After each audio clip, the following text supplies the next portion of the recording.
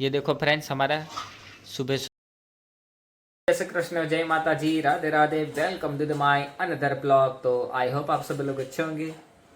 तो फिलहाल तो हम लोग अभी एक सप्ताह में गए थे और सप्ताह उठाड़ने के लिए, और हम लोग अभी आ चुके हैं घर पे और वीडियो एडिटिंग करने वाले हैं। तो मिलते हैं आप सभी लोग को थोड़ी देर के बाद। ऐसे ही मेरे साथ बने रहना। ये देखो फ्रेंड्स हमारा सुबह सुबह ये पेडिग्री खाएगा। इसको दाना डालते हैं और ये देखो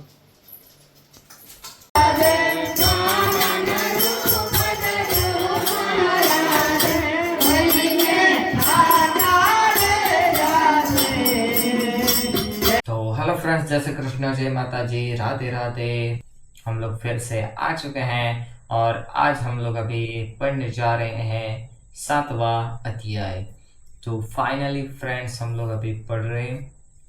तो આપણે સ્ટાર્ટ કરીએ માય ન્યુ એપિસોડ માં તમારું સૌનું સ્વાગત છે।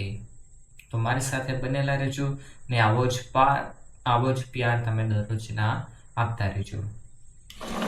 નમસ્તે શારદે દેવી સરસ્વતી મતે પ્રદેવસ્ત્વમ દિવ્યાગ્રે સર્વ વિદ્યા પ્રદા ભવ। ઉમાપતિ મહાદેવ કી જય।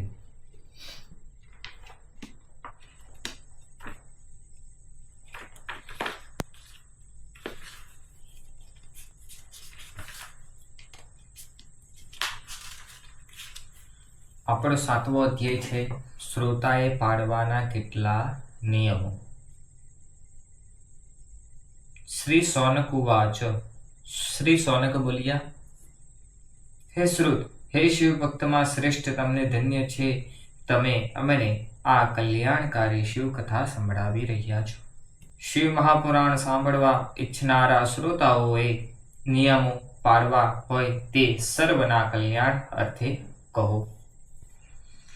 શ્રી સુતે કહ્યું, હે સૌનક, વ્રતધારી પુરુષોના જે નિયમો હું કહું છું તે તમે બધા ભક્તપૂર્વક એકાગ્રચિત્ત સાંભળો।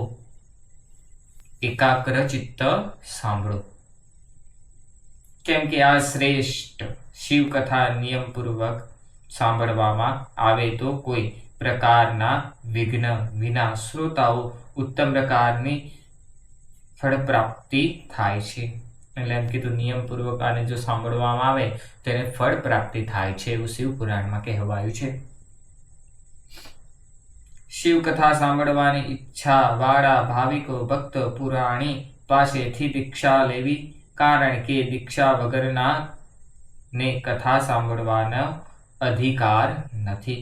એટલે એમ કીધું કે શિવ પુરાણ જો તમારે વાંચવું, કારણ કે દીક્ષા વગરના કથા સાંભળવાનો અધિકાર નથી। શ્રોતા બ્રહ્મચર્ય પાળવું, ભોય પરસવું એટલે જમીન પરસવું, નિત્ય કથાની સમાપ્તિ તથા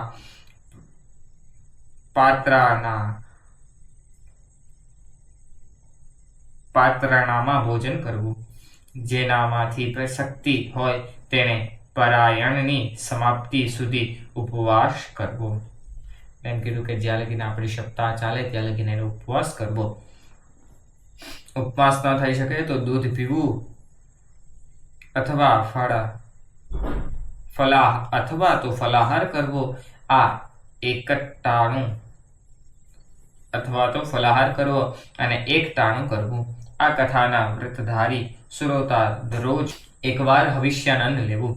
આ શિવ મહાપુરાણ પારાયણ દિવસો કોટી યજ્ઞો જેવા અતિ ઉત્તમ ફળ આપનારા છે। તે ઉત્તમ દિવસોમાં વિવિધ પ્રકારનું દાન કરવાથી શ્રેષ્ઠ ફળ મળે છે। એટલે એમ કીધું કે આ તમે સાંભળો તો વિવિધ પ્રકારના દાન કરવા। શ્રોતાઓ આ રીતે વિધિપૂર્વક શિવ મહાપુરાણ સાંભળવું અને પ્રસન્ન થઈને શિવ મહાપુરાણ ગ્રંથનું પૂજન કરવું। વળી વક્તાનું પણ વિધિપૂર્વક પૂજન કરવું જોઈએ। શ્રોતાઓએ વક્તાને કિંમત, અલંકારો, વસ્ત્રો, ઘરેલા તથા વાસણો વગેરે આપવા।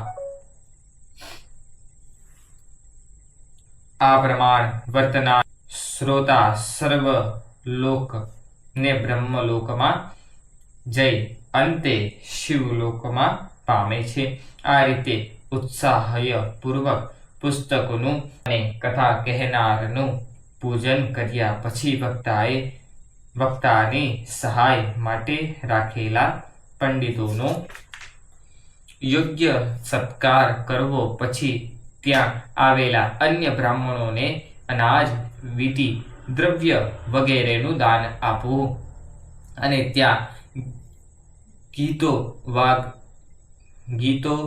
વાગ્યો અને નૃત્ય આદિ દ્વારા મોટો ઉત્સવ કરવો।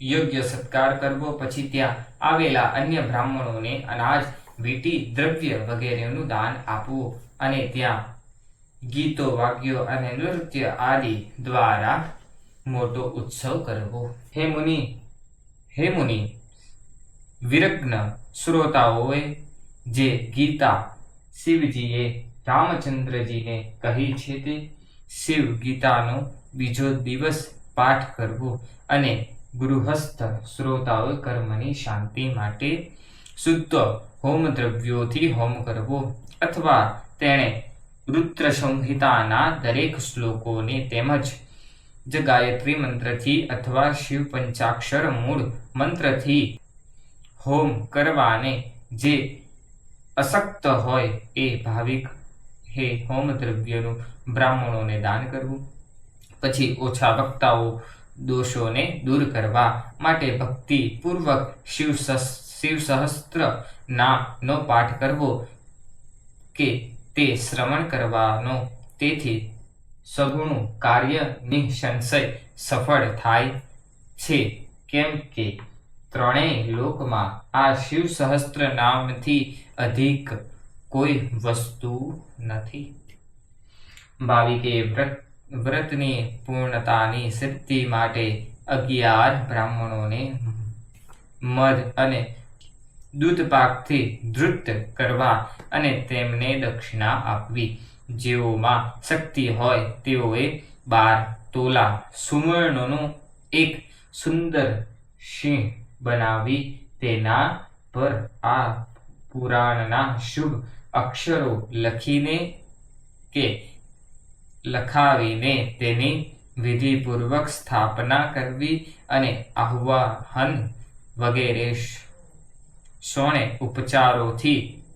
ઉપચારોથી દક્ષિણા સાથે તેનું પૂજન કરવું। તે સુવર્ણ સિંહની મૂર્તિ ભગવાન શિવ પ્રસન્નતા માટે પુરાણીને આપવી એવું કીધું કે જે કોઈ પણ આપણે વક્તા હોય તેને એ દાન કરવું। આ રીતે દાન કરવાથી ભાવિક મનુષ્ય શિવ કૃપાથી સંસારના સંબંધોમાંથી મુક્ત થાય છે। એ રીતે શિવ મહાપુરાણ નિયમપૂર્વક સાંભળવાથી ભોગ અને મોક્ષના ફળને ભાવિક મનુષ્ય પામે છે। હે મુનિ, એ પ્રમાણે વિધિ કરવાથી શિવ મહાપુરાણ કથા સંપૂર્ણ ફળદાતા અને ભોગ તથા મોક્ષ આપનારા પણ થાય છે। ઇતિ શ્રી સ્કંદ પુરાણમાં શિવ મહાપુરાણ મહાત્મ્યમાં શ્રોતાઓએ પાળવાના કેટલાક નિયમો નામનો 7મો અધ્યાય સમાપ્ત। બોલો શ્રી ઉમાપતિ મહાદેવ કી જય, બોલો ભાઈ સબ સંતન કી જય। આવી રીતે જ મારી સાથે તમે બનેલા રહેજો ને આવી રીતે જ અમે શિવ પુરાણ તમને સંભળાવતા રહેશું। तो हमारे साथ बने रहे जो। तो मिलते हैं आप सब लोग को थोड़ी देर के बाद। तो चलिए, जय श्री कृष्ण, जय माता जी, राधे राधे। इस ब्लॉग का एंड करते हैं। तो गुड नाइट आप सभी लोग को, जय श्री कृष्ण, जय माता जी, राधे राधे। तो मिलते हैं नेक्स्ट डे।